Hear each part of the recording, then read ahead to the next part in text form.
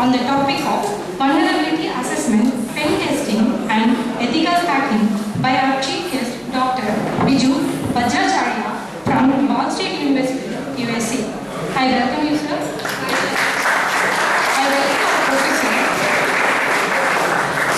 I welcome our professor, Dr. Rangarajan, to honor our chief guest with a bouquet.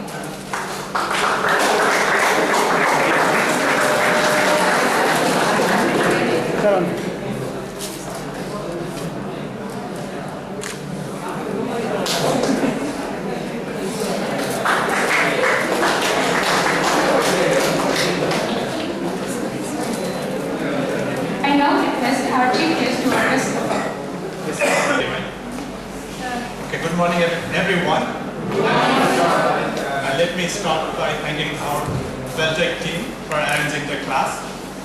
So today I will be talking about the vulnerability assessment, pen testing and ethical hacking, what they are means, so that it may open up your mind and you may land your job in this field, why we choose this field. So I will be just introducing what this means. Okay.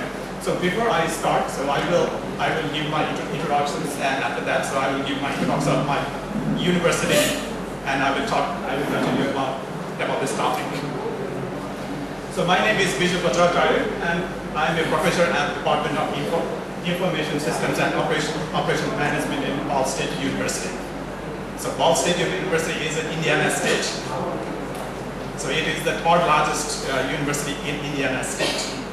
So Ball means actually, that's a short name of people. So there was a huge company name that's called Ball Industries, and there, so almost everything is Ball Memorial Hospital, Ball Clinic, right? So Ball State University, everything is starting with Ball.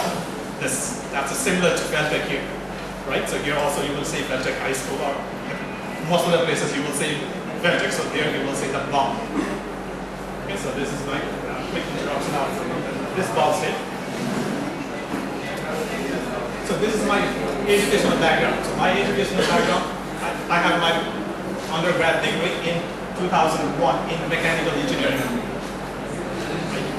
So after that, I continued my PhD in computational science. So does anybody knows what is computational science? No, right? So what does computational science mean? So it's very similar to computer science.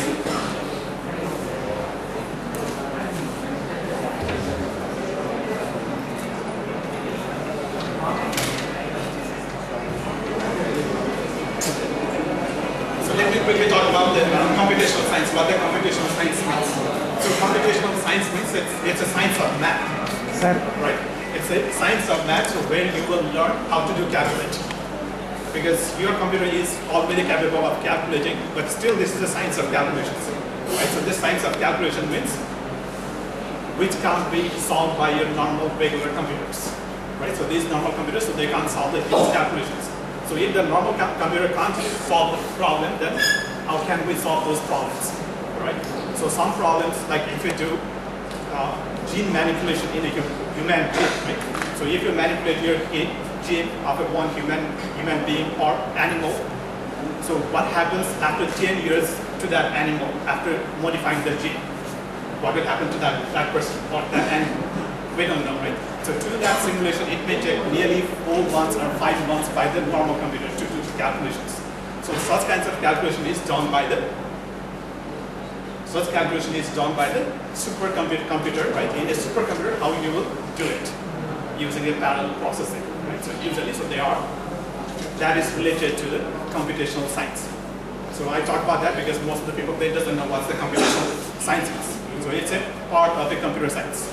Right? So it's a branch of a computer science which is related to the science of calculation. So that's my PhD in. And I have some certifications. So I've listed here because if you are in a computer field, right, and if you are in IT field, so your certification is also a requirement to land in the proper job, right, high-paying job. So my experience-wise, I have worked with several companies in the past and also in the several universities. So these are just a quick list of where I worked. So my last company that I worked was international airlines, where I was a communication engineer. Right? So after that, I moved on to the university. Right? So after that, so I already worked with the three universities in the United States. So I have taught several courses. They are related to network, data communications, right? And network designing, security, Windows, Linux, voice over IP. So they are my major private field. Right? So Internet of Things, hacking, right? Those kinds of things are my major field. So before I start this one, so let me quickly talk about the US universities. Maybe you may be interested in getting your master's degree, or maybe you want to land in a job, high-paying jobs, right? Is that correct? Yes, right? So if you are looking for the US, so usually in the US in a master's program, it's not very hard to get the admissions. So it's not very hard to get the admission in master's. Only it would be hard only in the undergraduate programs. But the problem in the master's is, so even if you get the admissions, so sometimes that will be blocked by the visa administrators, right? So during applying for the visa, so you may not get the visa. So that's a prime problem. So it's not very hard to get the admission in the US universities. And in the US universities, so if you need to get all the admission to your master's program or PhD program, so the requirement is, you may have heard about GRE, right? So if you have a GRE, so you will get the admissions.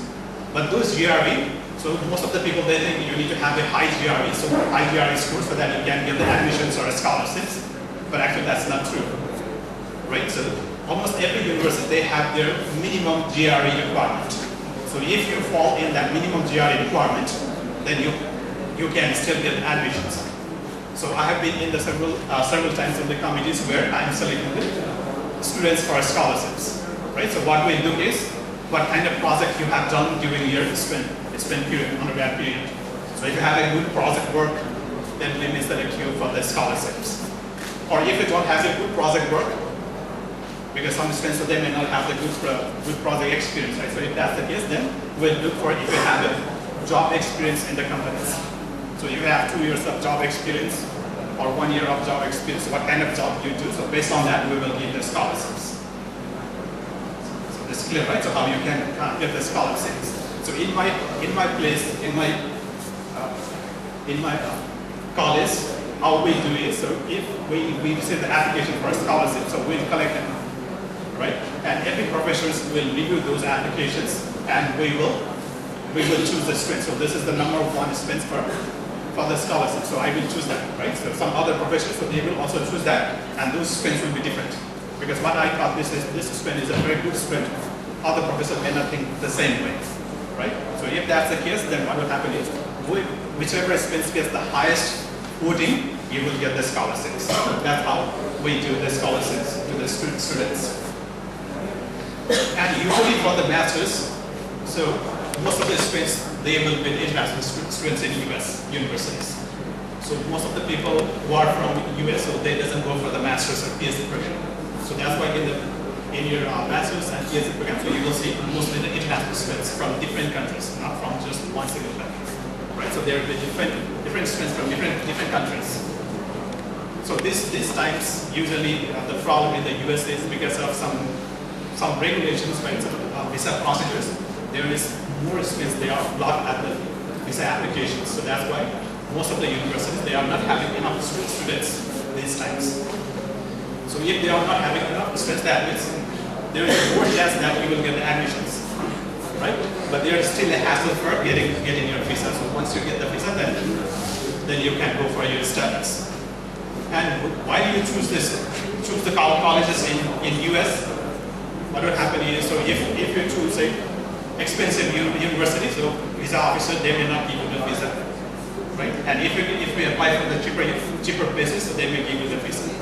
So that's why whenever you apply for the US university, so you can start from the university which is cheaper than the other places, right? And once you get there, and if you don't like that university, so you can switch the university, you can transfer to the better place. So that's why it's a recommendation to get the university which is cheaper. And how would you know which university is cheaper? So usually, if you see on the map, US map, if they are on the south or if they are on the center, so their cost will be cheaper. So this is clear, right? So the universities which are on the center of the US map or in the southern parts, so they are cheaper. So that's why in those places, if you go, so you will see lots of international students, because most of the students, so they can't pay high fee, right?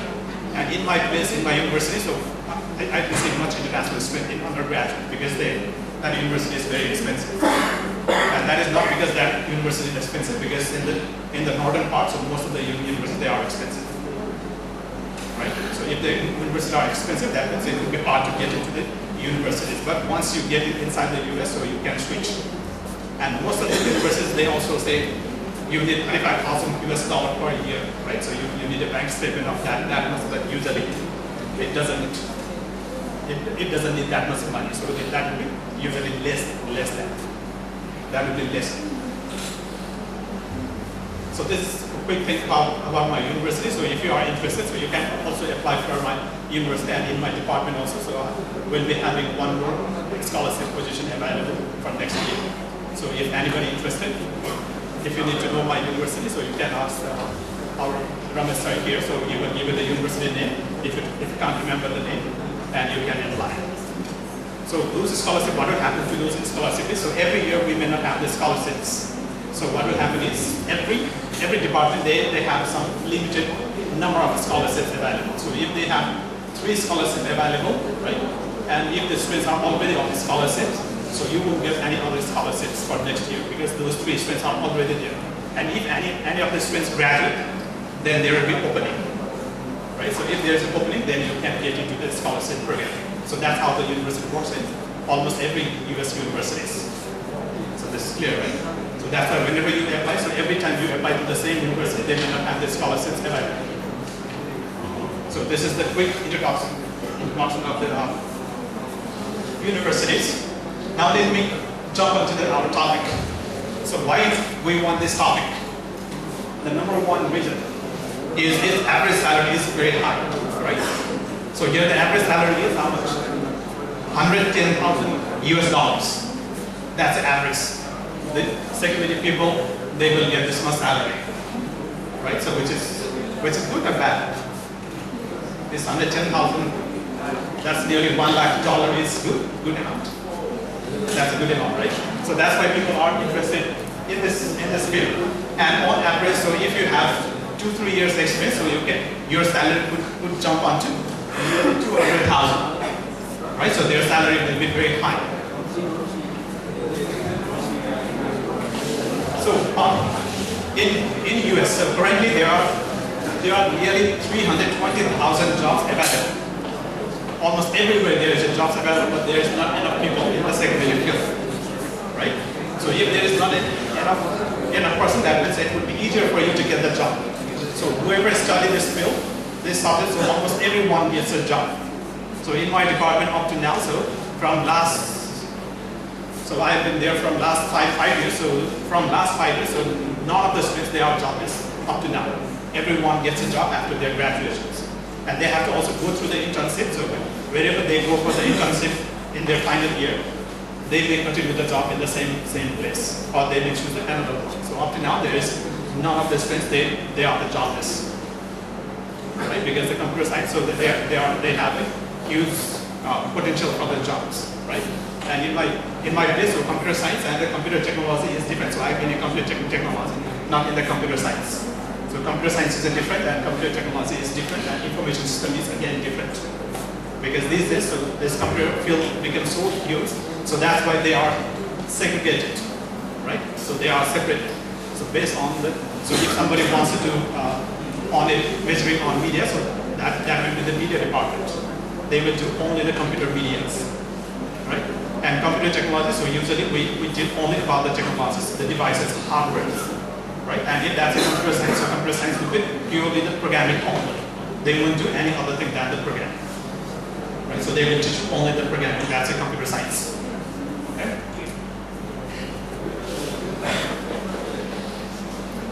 So here in US, right? So for the 2019, they have nearly $15 billion budget available from the federal government, right? 15 billion, so that's a huge money. So if they have a huge money, then they can pay for the employees, right? So those federal employees, they can get huge money, right?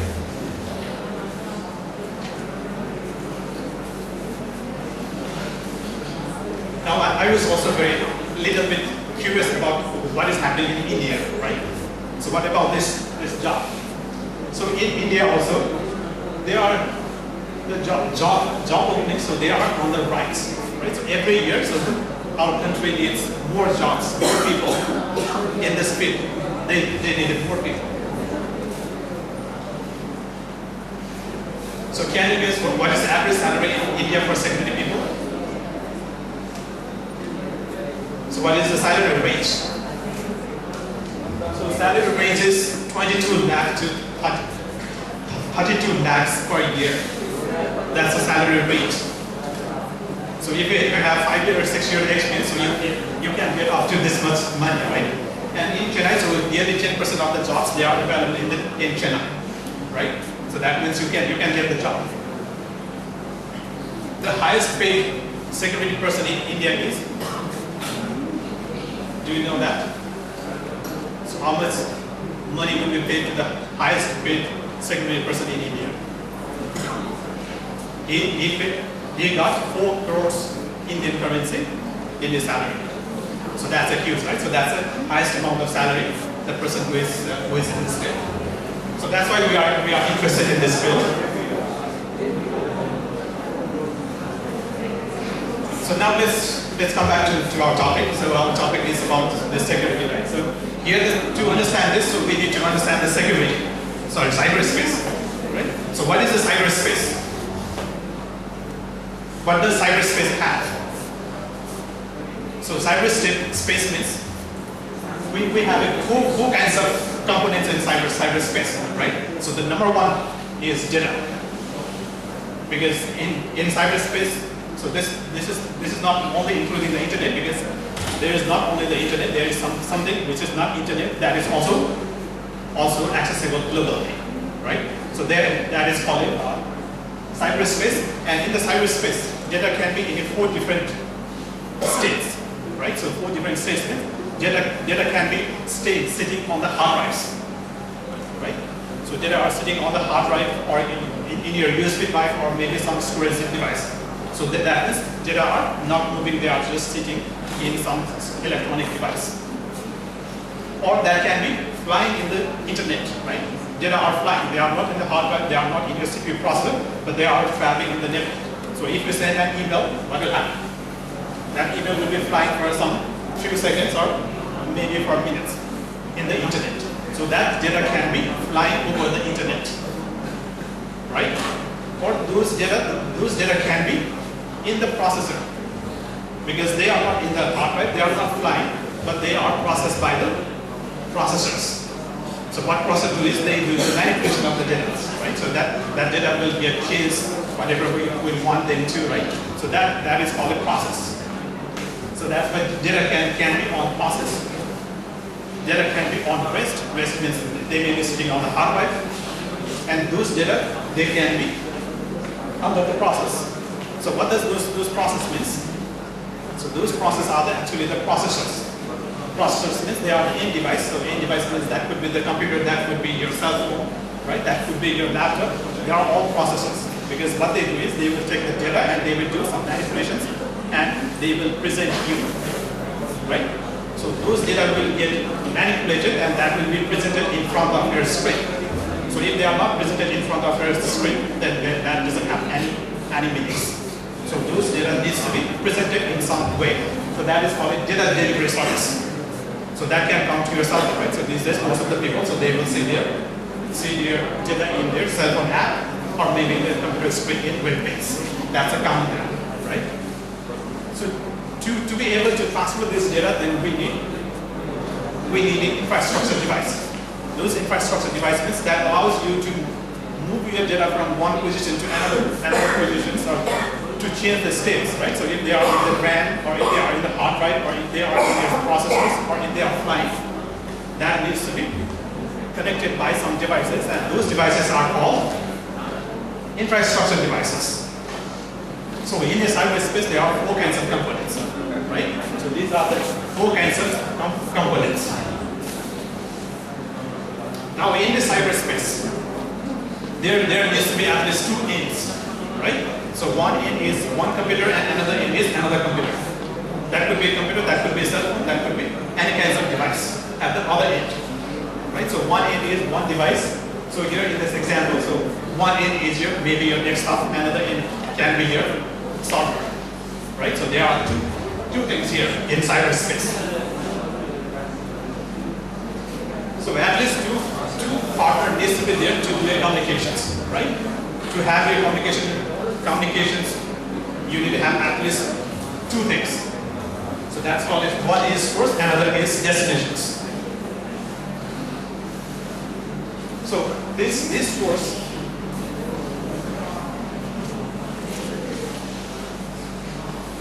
source, whenever this source is accessing the other end, from one end to another end, it is not always that is authorized, right? So you are not supposed to toss that. But if I say you are not supposed to toss those things, whatever is on the table, and still you are tossing that. If you are picking up, if you are moving that, so what is that called? That's an unauthorized access, right? Because everybody was saying, so you are not supposed to toss those things, but still you are touching or you are moving those objects. That means you are having an unauthorized access. So here in the computer also the same, right? So I put some files on my computer, but I'm doing it. I'm touching it. I'm moving it, right? I'm accessing it. So this is called an unauthorized access. And why do we do this unauthorized access? There's 3 reasons, right? So the number 1 reason is your criminal intent. You want to commit a crime, right? Some person is a bad person, so he wants to commit a crime. So that's why he was accessing it. And somebody, they will also have a malicious intent. So malicious intent means they want to damage something, they want to break something in your house, in your computer, right? So house is your computer, so they want to destroy something in your house. They don't want to get anything, but they want to do some kind of destruction in your systems, right? So that destruction is malicious intent, right?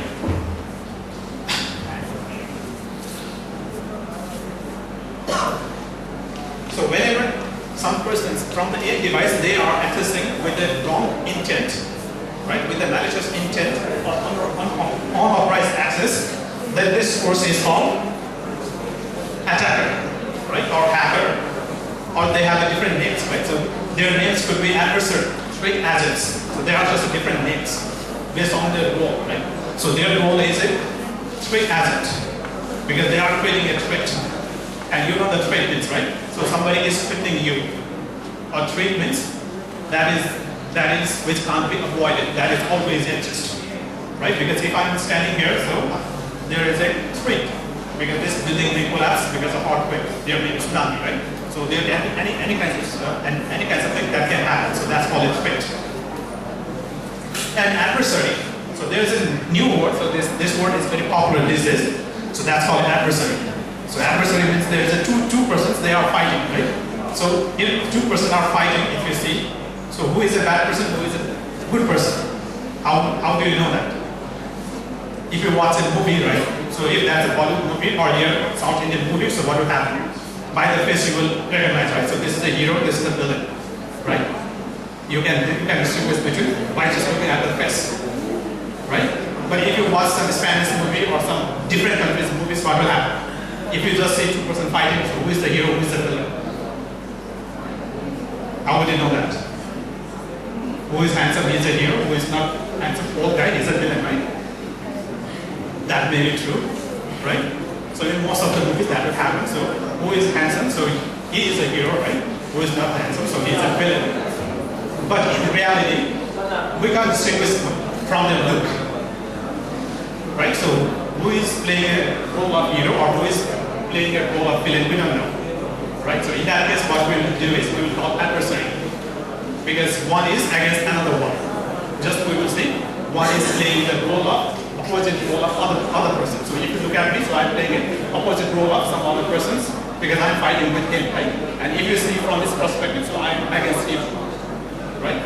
So adversary means he can be good, he can be bad, but if there's a two adversaries, that means he is challenging me, right?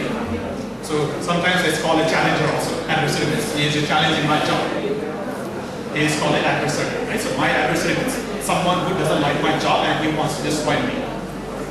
He is an adversary. So I may be a good person or he may be a good person, but he wants to remove me from my job, right? So that means he is an adversary for me and I'm an adversary for him, right? So that's why we also call them as an adversary, because he is someone who doesn't like the opponent.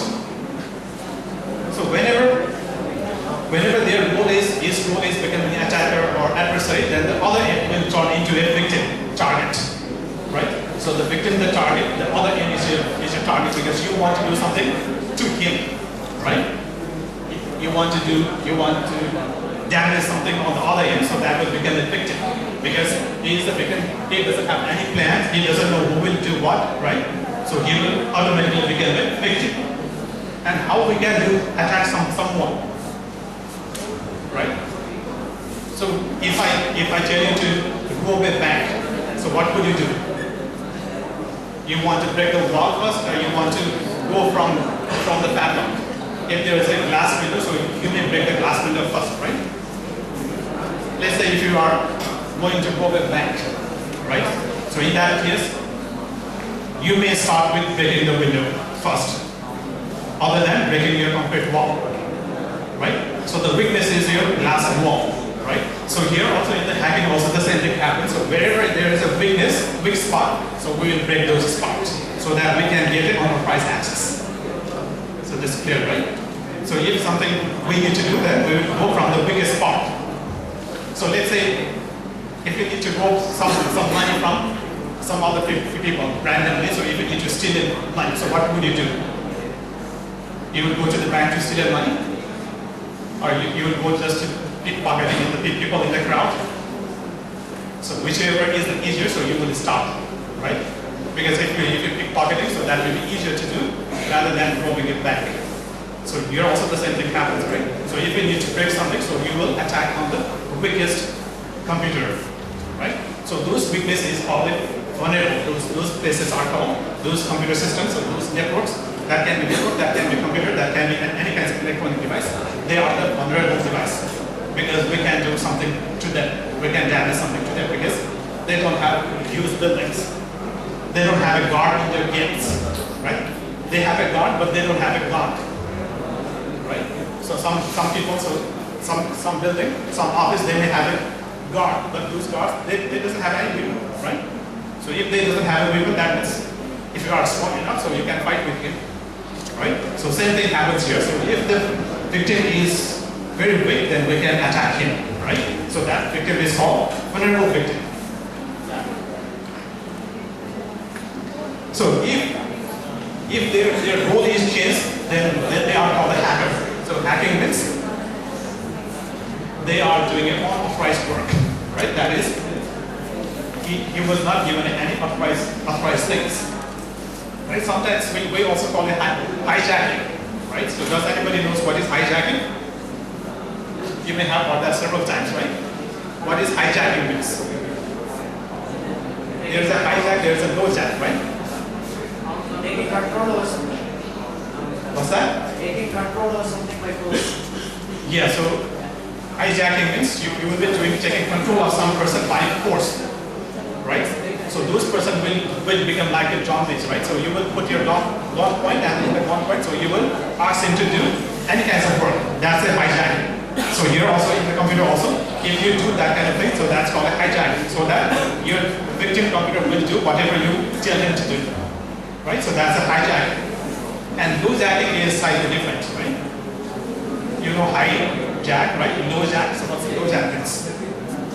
Does anybody know what's a lowjack means? What does lowjacking means?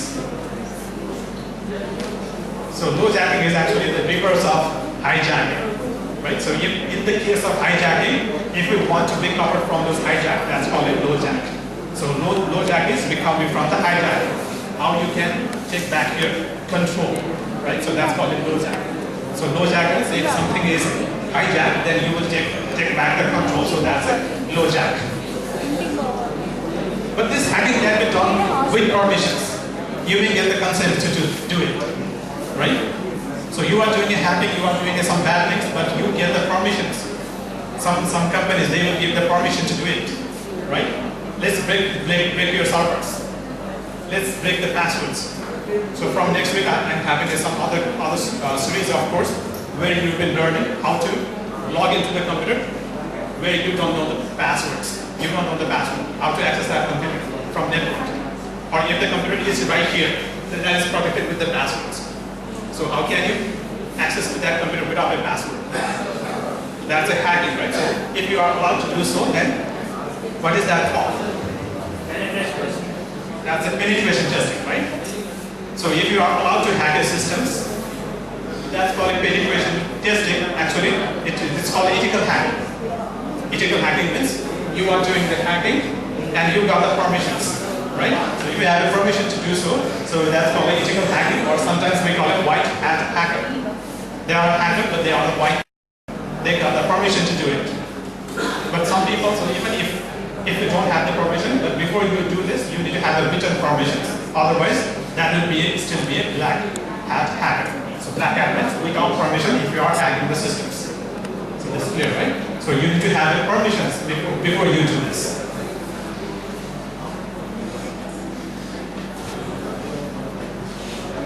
So why we do this hacking then? Why some companies will give you permission to do hacking in their systems? To do the assessment, whether you are ready for those cyber attacks, right? Whether your computer can exist or they can withstand an attack coming from several unknown sources. So that's why we need to do an assessment or to do an evaluation of your system. So how ready you are. If you have every security feature that you have in place or not. So we need to know that, right? So every company, they need to know, because if you have your IT systems in your IT department, so if they are ready for the cyber attacks or not, we need to make sure that, right? So that is called an assessment or evaluation of your systems. So whenever we do this, so they will have different names, right, based on their role. So if they are hacking, they may be called as an ethical hacker or pen testers, or their name could be vulnerability accessor. They have three different names. They are very similar, but they are different, right? So if somebody say I'm a pen tester and I'm an ethical hacker, that means they are different. So I'm an ethical hacker, that means I'm in a different role. If I say I'm a pen tester, so I'm in a different role. If I say I'm a vulnerability accessor, that means I'm in a different role, right? So they are different. So what's the difference? So let's discuss about that. So vulnerability accessor means whenever we do vulnerability assessment, that means we are trying to find out the known vulnerabilities, known weaknesses. So you should not use a password less than 8 characters. That's a weakness, right? Because that everybody knows that, right? So most of you may know this, right? So if your password is less than 8, that could be break in less than 5 minutes. If you use any words from the Oxford Dictionary as a password, that can be break in less than 5 minutes, right? So if any words that comes from your Oxford Dictionary, that can be break in less than 5 minutes. So that's why if any of your passwords that matches with the words of any dictionaries, that means they are weak. That's a weak password. So that's called it vulnerability, because they have some weakness. So if you have a Windows 7, is that a weakness or not? You are using Windows 7. So your computer is a Windows 7. Is that weakness? That's surely a weakness. Because if you have a Windows 7, so I can come at any time and access whatever I want. Right? I can do anything on Windows 7, because Windows 7 is already old and Microsoft already quit their support. That means if any kinds of vulnerability exists, so they are not taking care of it. That means your Windows 7 is already vulnerable, right? So that can be break. So if you are doing any known kind of those vulnerabilities, then it's called a vulnerability assessment. So that's clear, right? So vulnerability means that's a known problem. Because we know if that is a certain persons or certain systems, then we can break it. And how would you know if that's a Windows 7 and if you have file transfer protocols, if they are weak or not, how would you know? How would you know if they are weak or strong? If any of your software is weak. So they are all kept in the database. So there are several databases. So one popular database is exploit.db. So if you go to that website and if you see if you have a file on FTP server that's a version 5.1, it will be listed in 5.1. If you do this, you can do it unauthorized access on that server and you can get the full root password from the server and you can do whatever you want. Right? So that will be listed on those databases. So that database maintains all the vulnerabilities of every software and the network device and also your operating systems. Right? So that's why we are not supposed to use the old system which doesn't have any supports from any companies because they get behind those softwares because they can't fix it. Right? So you may have heard about MD5 hashing, right? So if you have MD5 hashing, so you should not use the MD5. So if you are using Windows 10, they already disabled it on Windows 10. So if you have any MD5 hashing in any of your passwords, so that is no longer supported. Right? And that is no longer supported by the federal government of US also. Because that can be breached very easily. This is clear, right? So most of the software, so they have a vulnerability and that can be exploited. So these are called the low-hanging fruits. You know about the low-hanging fruits, right? So if you need to collect your fruits from the tree, how would you start? You may not try to get the fruit that is on the top of the tree, right? You can't reach it. You may not do that, right? So what you will do is, whichever you can easily catch from the hand, without jumping, without throwing your stone, so you will collect those fruits first, because they are visible to you, right? So same thing happens here. So if you need to hack the system, then what you will do is, you will start from whichever you can easily get it. So if they are known vulnerabilities, that means you can easily get them, right? So you can easily collect those things, and you can attack those things. So that's why this is called a low-hanging fruit. So all the vulnerabilities, they are all low-hanging fruits, all known vulnerabilities. So if any vulnerabilities comes, like even if the new software is released, and if somebody finds the vulnerability, then that will be listed on that database, right? So if that is listed on the database, that means it can be easily breached. So usually, what we will do in a vulnerability assessment is this doesn't need to be done by the human. So you can have some automated tools, like I have listed some tools, Metasploit, right? Nessus, they are the names of the software. So those softwares, what they can do is they can automatically find all the vulnerabilities, right? So if you find all those vulnerabilities, that means you can fix it right after doing this. So after vulnerability assessment, so you can fix all those things. So it is similar to if you need to protect your house. So somebody needs to inspect your house, if the window is open or not, if the door is properly locked or not, if you are having a very huge padlocking in your front door or not, right? So you'll be checking those things. If your AC vent is open, if somebody can enter through your AC vent, so you need to find those things, right? So these things, you can do that by using a software. So if you have those software, so if you have access to those software, you can find all those vulnerabilities easily, right?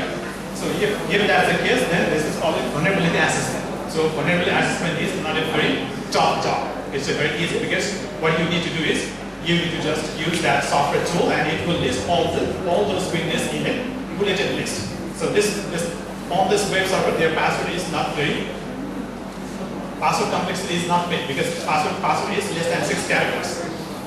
They don't have the complex characters, they have only the alphabets, or they have only the alphabets and number, right? So that means that's a big password. So those kinds of things will be listed by these tools, so that you can fix it after reading this report. So that's why in every vulnerability assessment you will get the report.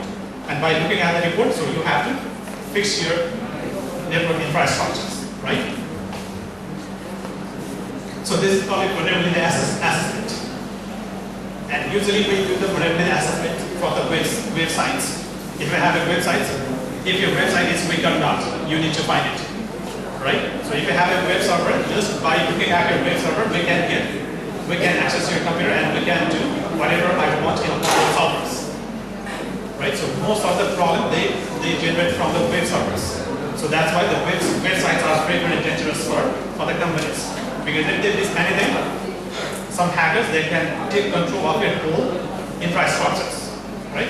Everything, so they can do, right? So that's why usually we do for the website, or we can do for the network. So you can also do the vulnerability assessment in network if your network is ready or not, right? So there are also the problem, and there's another one, so that's called a SQL server or Wi-Fi. So Wi-Fi is having also a problem, right? So if your Wi-Fi is not properly configured, then I can come and I can collect your Wi-Fi username and password easily, right? So without needing to give any username and password, I can collect those Wi-Fi passwords and I can use it for free wherever I go, right?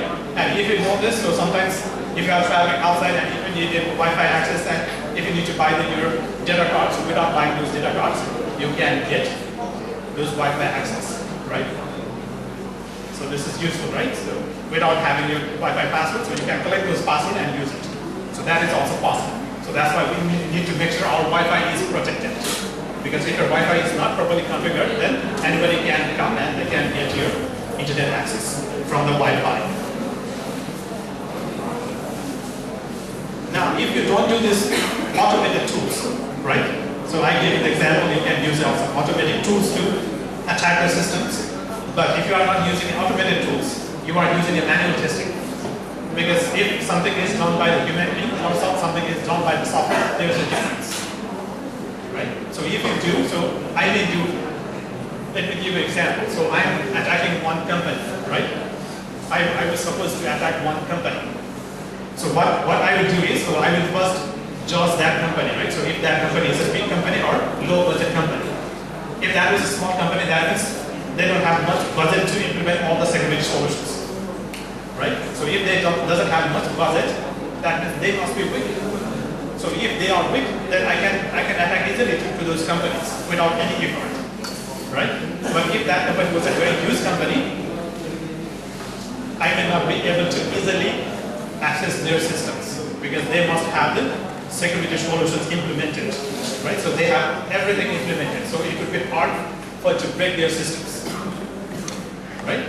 So that's why I can, if I'm a human, so I can just by their company size, and if I know the person in that company, right? So if let's say I have my colleague working in one company, right? So he was working in company and I know his strength, that means I can guess what I can do to his company.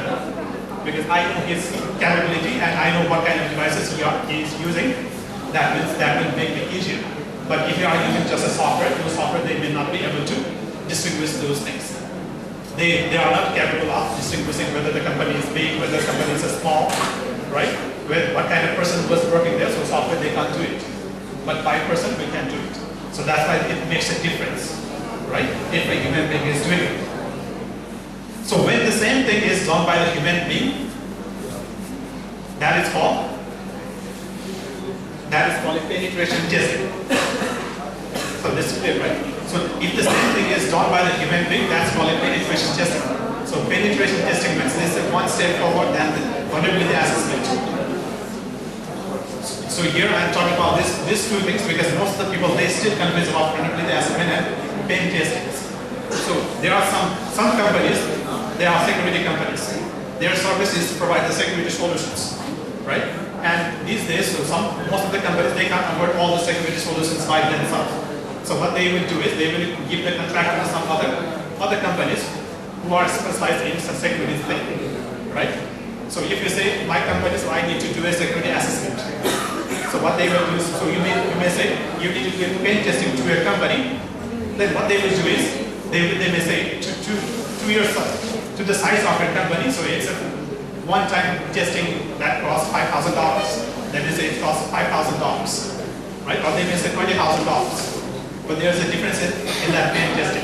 So some companies, if you pay him, if you bargain with him, if you say, if you are paying him $5,000, that means they may not be doing real pen testing. They may do just a vulnerability assessment and they will give you the report based on that, right? So that's why if you pay the big money, those companies will do the thorough testings, more testing. That involves the human being who are the experts, who have experience, so they will be able to do all those testings, right? And if you pay him lower money, so maybe just a freshman may be doing that kind of vulnerability assessment or pen testing. Because if you are a beginner, so you may not be very smart enough to break almost everything, right? So that's why it depends on the person also. Their cost is different, right? Now, you know the pen testing, right? So pen testing is a little bit advanced than the vulnerability assessment. Because pen testing involves the human being, right? A person is involved in the pen testing. And if this pen testing is also rigorous and that needs more things, then that's called ethical hacking. So ethical hacking means that's one step ahead than the pen testing. So if somebody is an ethical hacker, that means he is also doing a vulnerability assessment. He is also doing a pen testing. It is same as, so if I say I have a PhD degree, that means I don't have to say I have also master's degree. I have also undergrad degree, right? I've cleared my high school, so I don't need to say it. That's a self-understood thing, right? So here also the same thing. So if somebody says he is doing ethical hacking, that means that includes pen testing, that includes a vulnerability assessment. So you can think of vulnerability assessment is your intermediate, right? Your pen testing is your undergrad, right? Ethical hacking is your master's. So you can think that way, so that you can understand, right? So if you do ethical hacking, that means you are doing all those vulnerability assessment also, you are doing pen testing also. If you are doing ethical hacking, right?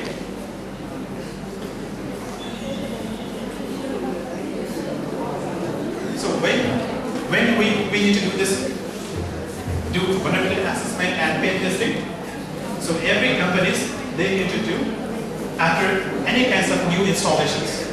If they apply any kinds of patches, then they have to do this vulnerability assessment or pen testing, right? So the first they will start with the vulnerability scanning or vulnerability assessment, and after that they will do some adjustment. Right, some improvements, because they found some employee is using a very weak password.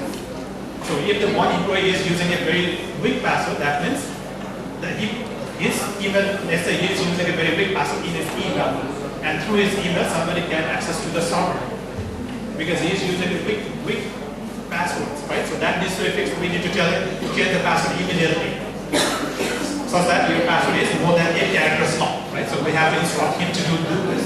So that's an assessment. So after those assessment, then still you need to do a penetration testing. And not every company is able to do this, right? So that's why there is a possibility of attacking companies wherever those companies are, whatever country they are in. So there is a chance of we can do attacking those companies, web servers or their computer systems or any kinds of electronic device. There is always a possibility because not every company they have enough budget to do all the security solutions. So that's clear, right? So not every company they have enough resource to do all the security solutions implementations. Now, here if we see this chart, so pen testing means they are most mature, right? So we will start from the vulnerability assessment that is not mature, that's in to your high school level, right? So some high school level jobs are done by the vulnerability assessment, then it will go out, right? Then the pen tester will do it. And pen tester also, there is a senior pen testers who can do most of the stuff, right? And there are some other pen testers, so they may be at the intermediate, they may be at the bottom level, right? So gradually, by their experience, so they will become the mature and they will become the senior security consultant, right? Some security consultants, so in US, as I said, their salary range could be $3 lakh, right? $3 lakh. But in India, so they may get nearly 22 lakh to 33 lakh rupees per year, right? So that's their salary range. So how often we need to do this vulnerability assessment or pen testing? How many times we need to do? So that depends on the company size, right? So if the company size is bigger, that means they need to do more often. And that also depends on the budget. So if they don't have the money, then they will not be able to do it, right? Because that needs money. That needs to be paid to that security persons or security companies who are dedicated to the pen testing. Now another is compliance. So compliance means if you are a hospital, then you are required to follow their instructions. You have to do the vulnerability assessment every year. That's called a compliance. So government rules and regulations and federal government, they are forcing you to do the vulnerability assessment and pen testing. You have to do it. Otherwise, your license will be revoked, right? So your license can be cancelled. Whatever the license you got for your company, so that can be got. So that's why every company, they have to do it. And sometimes, so those companies, so they're at what amount, at what extent you have to do this vulnerability assessment. So that comes from an infrastructure, the size of your company, right? So size of a network device. So what kind of network device you are using. So that also depends on that feature. So usually pen testing is done once a year, but vulnerability assessment is done more often. So if you do vulnerability assessment 3 times a year, so after 3 times, so you may do 1 time pen testing, right? And after pen testing is done, so you will do the vulnerability assessment for the next 3 times, then after you will do pen testing again. So this is the common scenario that most of the companies, they will follow.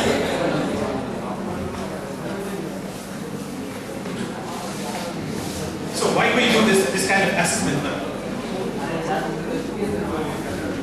So we need to find if we have any kinds of weakness, right? So as I said, so if you are staying in your building, so you need to make sure your all windows are closed, right? Every door, there should be a guard in the door, right? So if the guard is standing in front of the door or not, so you have to inspect it.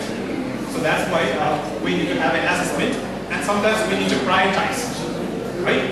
So I'm not sure if you are taught that kind of thing or not. So if any kinds of accident happens, right? So if any kinds of accident happens, your power is going down and you have a UPS backup, so your UPS can withstand for the next 3 hours.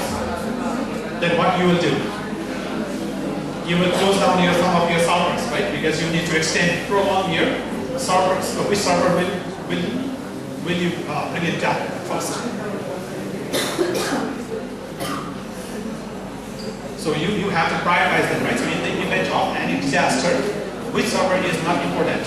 So you may bring down your database server first, then web server, right?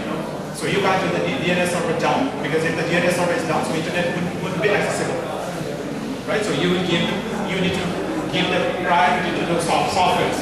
Which software you need to run, or in the case of disaster, or which server can be brought down, right? So that's called a priority.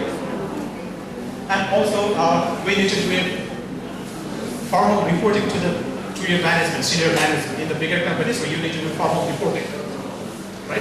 If your system is good enough to withstand this hacking or not, right? Another is compliance mandate. So compliance mandate means you have to do it because that was a compliance issue. Otherwise, you will lose your license. So usually, so this will happen to the hospitals. So for hospitals, so they have to do it every year, right? So I have also done 1 time to 1 hospital, right? So why these attacks are possible? What are the reasons that makes this possible? Because there's just some flaws in the internet architectures, right? In software weakness. So you may know the weakness in your software, right? So if you write a code, how would you write the code? So how would you know your software is secure? How would you know if your software is secure or not? Is there anything you can do to make your software, your programming code is more secure? So if you write your code, right? So I can understand your code, your compiled code, without knowing your written code, whatever is your programming languages. Even if you write all this programming or Python programming or whatever the programming is, so I can do reverse engineering understand and I can do anything to your software. Right? So I can do any kinds of things to your software because your software is weak.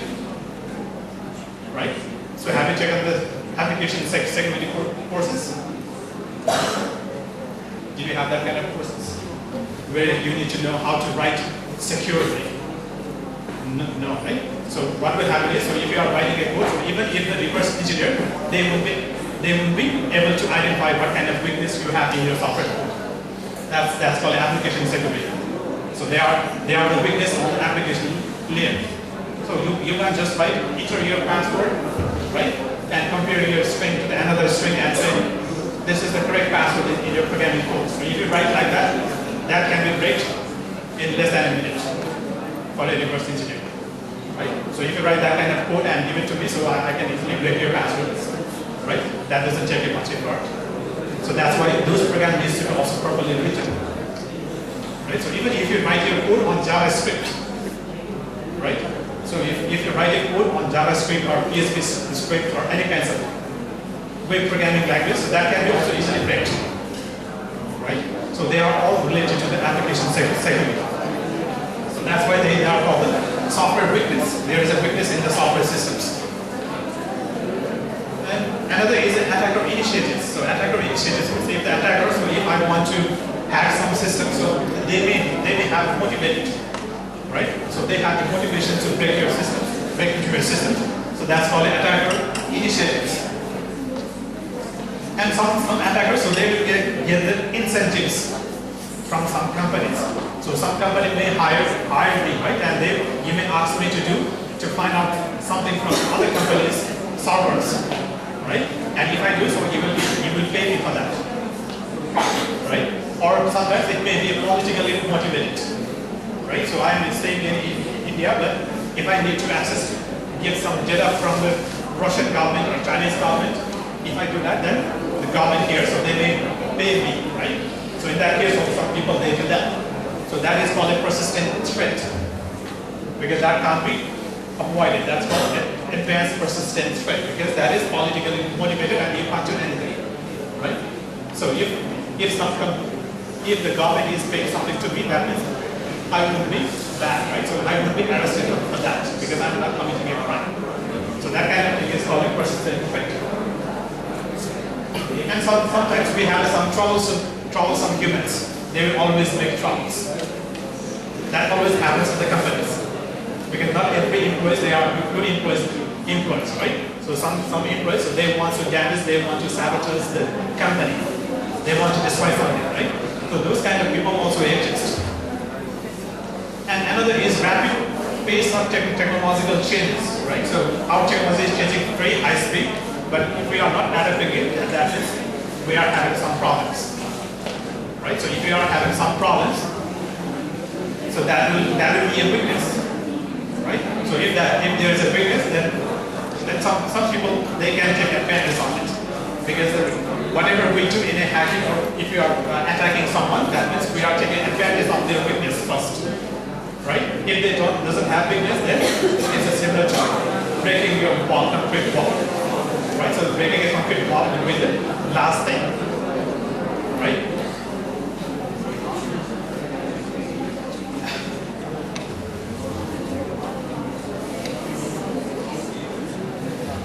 So result of this attack. So what will happen if your company is attacked?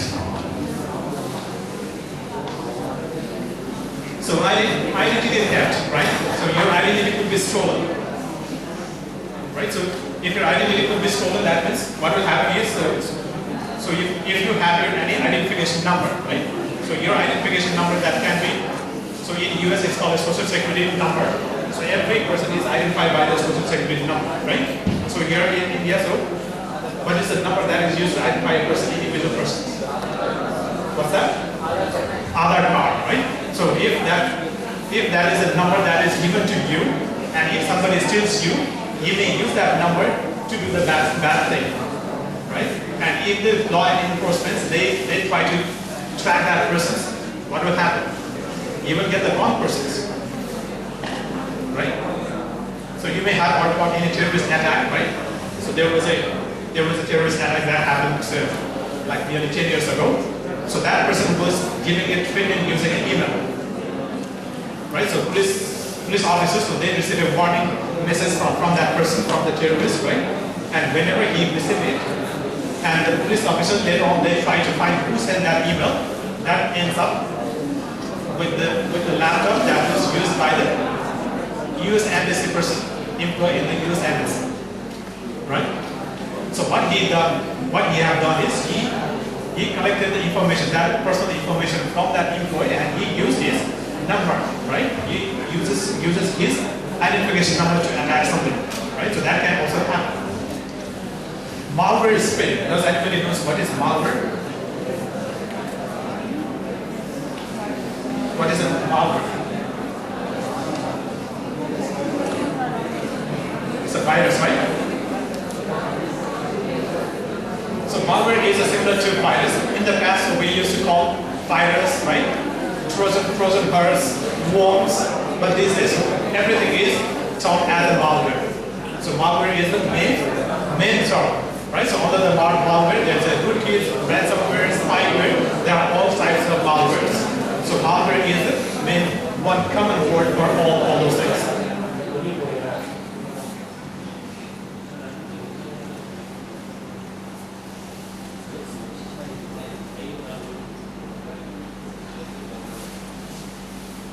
So this is clear, right? So malware means that's a main bigger term that will define all varieties of malware. So spyware, junkware, clickware. So you may have heard about those names, right?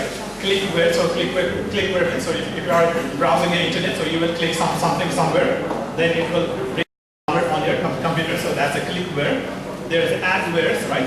Because you will see the advertisement on the website and you will click it and something will be installed on your computer. So there are so many different kinds of those things, so they are called the malware. So everything is a malware, right? And under the malware, they are different categories, and based on that, they have a different names again. So malware spreading can also be done, and recently the ransom you need to have a formal letter from the company, right? And those companies they will say you need to do this thing, right? So you need to do vulnerability assessment on the web servers. And if they ask you to do only on the web server, that means you can do only on the web server. So you can't touch the infrastructure devices. So most of the companies, so they will allow you to do only on certain part, right? Or they may say only data the servers. So you can come from any resources, right? So they are coming from the IP ownership, from your IP address, from your public informations, right? So you usually on your Facebook, on your Twitter, so you may say, I'm living in Chennai, right? So if you say that, so somebody, they can identify you were there. Because usually in the past, what we used to say is, God is watching us, right? But these days, that's no longer true, right? So that may be true or that may not be true, but what is true is, so if you are using any electronic device, that means you are tracked. Somebody is watching you, right? Because you are using the cell phone right here in this building, so they can track based on your cell phone signal, you were here in the building. You can be tracked, right? So you are accessing your Facebook on this particular time, right? So everything can be traceable and everything can be tracked if you use any electronic device, right? So these days, one thing is also becoming popular, that's called geofence. You know the fence, right? So fence means you are putting a wall around your building. That's your fence.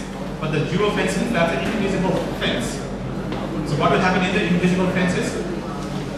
So without having a guards and without having any gates, if anybody enters into my area with any electronic device, then I can identify who is coming in my area. That will be recorded, right? Because somebody is entering into our building, into our premises. The gate is open, but somebody enters into our premises. That means he comes through the geofence. There is a fence that's invisible, but he enters into my area, right? So he can be in my area and I can trace it, right? I can track it. So that's it, geofence. So now the discovery. So here on the other side. So discovery means actually, if you have any kinds of networks or servers or any kinds of things, so we can find out if any door is open in your building. Because in your buildings, in your office building, there may be many doors, right? So if any door is open, then first thing what you will do is you will try to enter into that building through that door. If every door is closed, then only it will be a problem, right? You may need to break the concrete wall after that. But if they're still there, if some doors are there, that means you can get into that building, right? So they are called ports. So port is look like a door in the house. So in your servers, there will be several ports, and those ports can be opened and closed, right? So those ports, they are tied to the application. So if they are web servers, so they will have some ports open. If that's a file server, then they will have some ports open. So they are the doors, right? So through that door you can enter. And here again, there's a one more word, OS fingerprint. So OS fingerprint means you can identify which operating system is on your destination server. Whether they are using Windows 7, Windows 10, or Linux, or Apple computer, so you can identify it, right? So what kind of software they are using because of the fingerprint. So that's called a fingerprint, right? So fingerprint is used to identify the subject. And here, so I can that word, right? I can open that word. So subject means the source. So instead of saying a source, so in some books or some people they will call a subject, right? So object means that's a target. So subject means a source, object means a target. They are just a different words. So once you know if any door is open, then the next step is enumerations, right? So enumerations means you need to find the exploits, right? So if anything is open, you need to find their persons, what person they are using, and you will go to the exploit database that I showed you in the beginning, right? So from there, so you will try to identify if any door is open or not. So that's called enumerations. And the other step, that's a vulnerability assessment. So you will start, whether you are doing pen testing or whether you are doing ethical hacking, so you will start with the vulnerability assessment first, right? Otherwise, you will be unnecessarily wasting your time to find out something. Because if they are already known, that means you don't have to waste your time, right? So if some weakness is already there, so you don't need to waste your time. So you will start from the vulnerability assessment. And in some cases, so you will do just only the vulnerability assessment. And after that, your job is to prepare your report and submit your report to the company. Right? After that, then you will get your salary. Right? So that's the processes that we will do for the vulnerability assessment, and in phase testing, so you will do further steps. Right? So you will do some manual steps. And in this step, so you have to also give us some remediation advice. Also, you need to write a recommendations how you can fix those issues at the end of your report, right? So that is called the remediations. And finally, recommendation. So you need to recommend also. So recommend means your software is you are still using Windows 7, so upgrade your Windows 7 to something else, right? With the higher versions, you need to now upgrade to the Windows 8 or Windows 10, right? So they are called recommendations, and you may need to have some appendices. So appendices means that is there, but which you haven't done it, but that needs to be included in the report. That will always go to the appendix, right?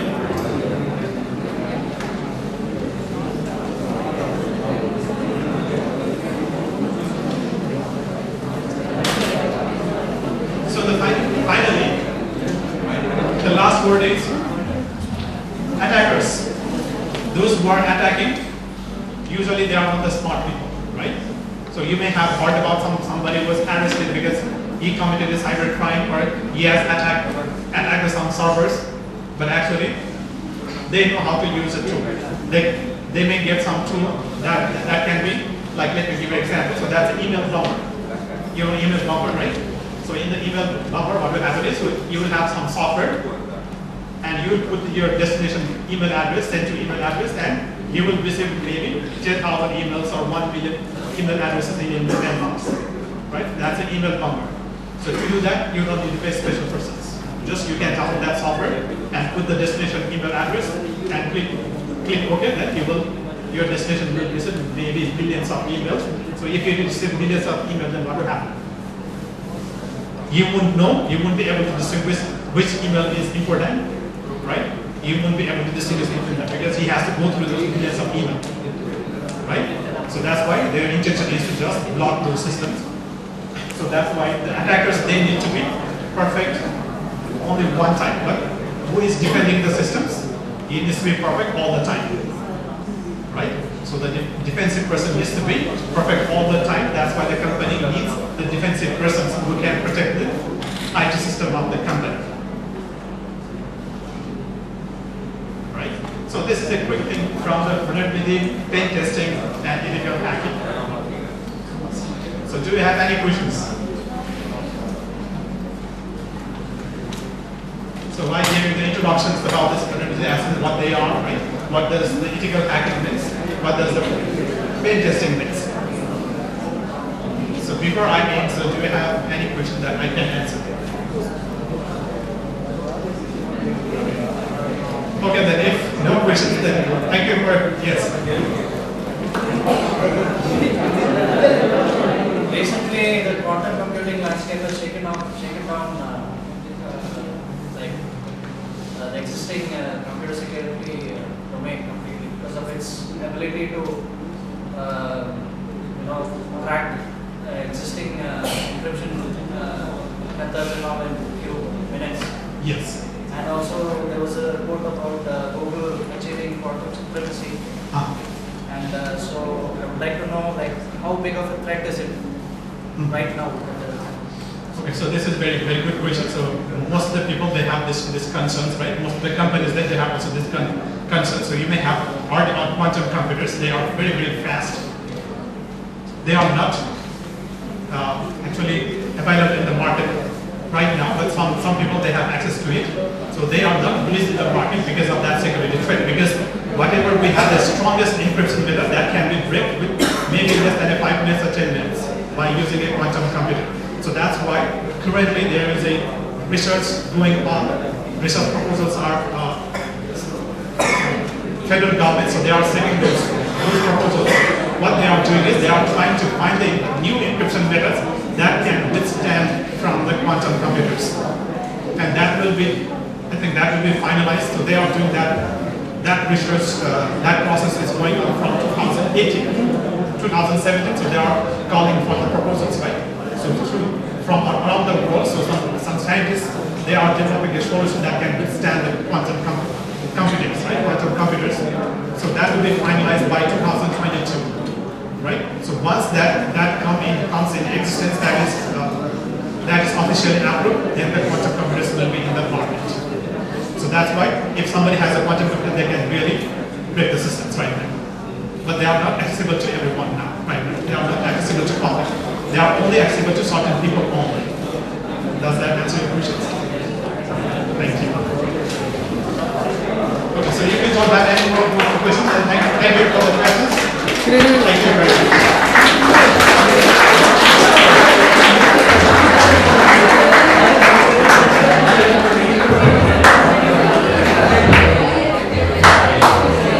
Thank you very much, Professor. Thank you very much on behalf of the department, on behalf of Veltech Multitech, also on behalf of Directorate of International Relations, Veltech University. Thank you very much, Professor, for being here. And I think it is a very informative session to computer science students, where we know that we always talking about the companies, Infosys, IBM.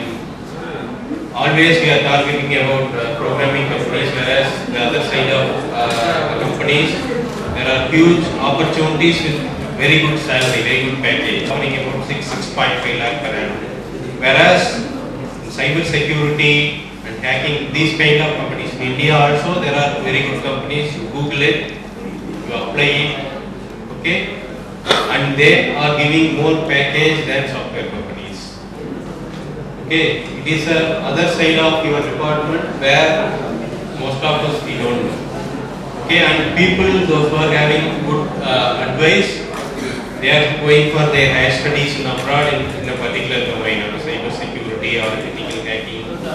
They are selecting a particular course, 2-year master course. After completing, they are getting a good job in the same country, mostly in US, Canada. As Professor said, they are getting very huge salary. Okay, comparatively, Now the living expenses are, you know that we are all living in Tamil Nadu or in India. We know our family situation, whatever our father or mother is earning, whether it is okay or not. Okay, still we are struggling. Most of the families or middle class families, we are not able to sustain with the existing salary. So you are the future, and you are going to become a family man or family woman within few years, right? So you have to manage everything in future. So you have to think in a different angle, and you have to try new things. Okay, it is our advice, and thank you very much once again, Professor Biju. Thank you.